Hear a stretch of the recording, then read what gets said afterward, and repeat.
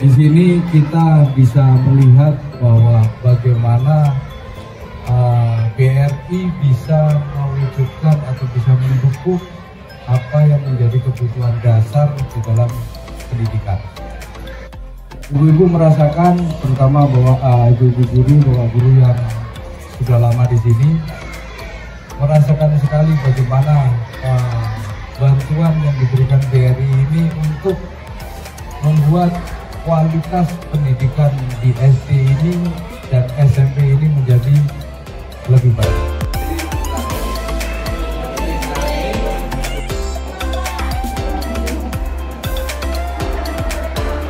Terima kasih yang bisa kami sampaikan dan perwakilan, tak lupa kami dari orang tua siswi di sini untuk mengucapkan terima kasih atas meredopnya bangunan dari Ketua Yayasan.